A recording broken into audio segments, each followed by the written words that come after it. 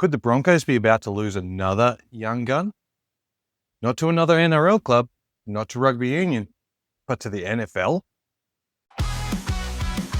Yeah! Old Skool Broncos! Yeah! G'day legends, welcome back to the Old Skool Broncos Podcast, where we dig a little deeper into the stories behind the Broncos, past and present.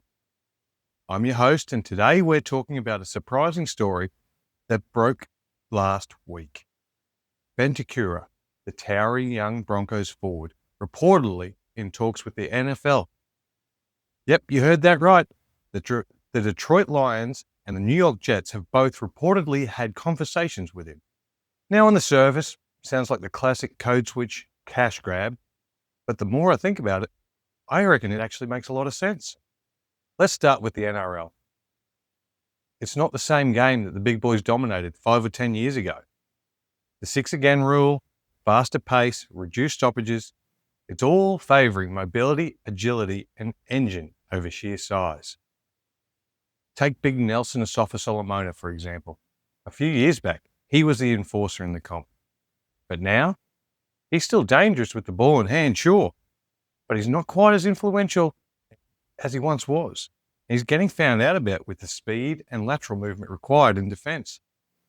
His big body is now a challenge in the middle. It's hard to keep firing in the middle long enough to dominate games when you're moving that much beef around.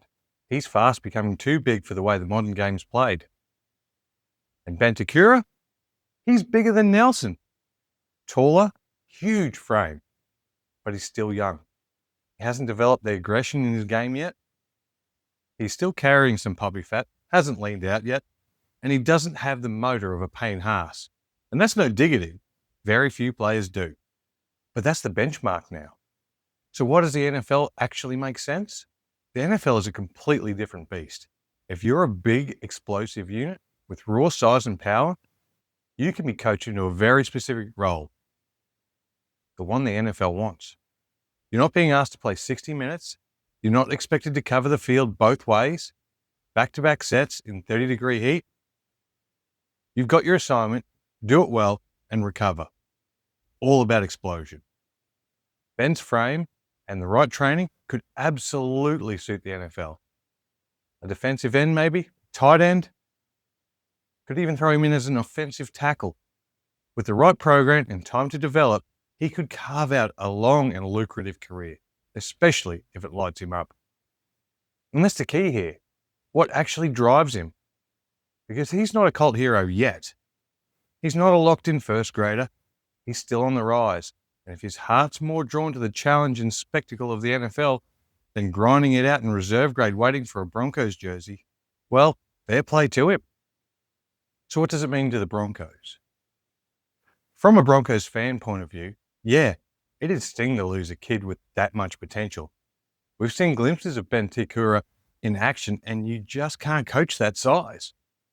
But if he heads to the NFL, it wouldn't be the first time Brisbane has lost a talent to another code, and it won't be the last. Let's rewind for a second. This club has already lost some of the brightest stars before they even reached their peak. Wendell Sailor, Lote Tuqiri both went to rugby union. Karmichael left to AFL, and then later union. And of course, Israel Folau followed suit the same way. These were international level athletes, origin stars, game breakers, and they all walked away in their prime. At the time, it felt like a hammer blow, like a dynasty was unraveling, but the Broncos survived. Not just survived, they rebuilt, reloaded, and kept competing. Because that's what this club does.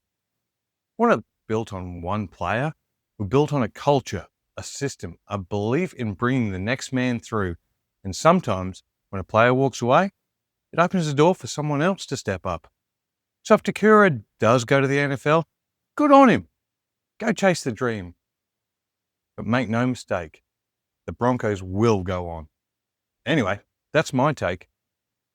Ben Te-Kura to the NFL? I think it's a good move for him, but it's also good if he stays. And it's not the end of the world for us. Either way, Brisbane's been here before. We've lost stars, we've adapted, and we'll keep doing what we've always done. Developing talent, building resilience, and chasing premierships. Let me know what you think. Should we fight harder to keep these big names? Or has the game changed too much for some body types? Hit me up in the comments or in the Broncos fan groups. And if you're enjoying this podcast, chuck us a follow or a subscribe wherever you listen. New episodes dropping all the time. I look forward to hearing from you. This is the Old Skool Broncos Podcast. Let's go, Broncos.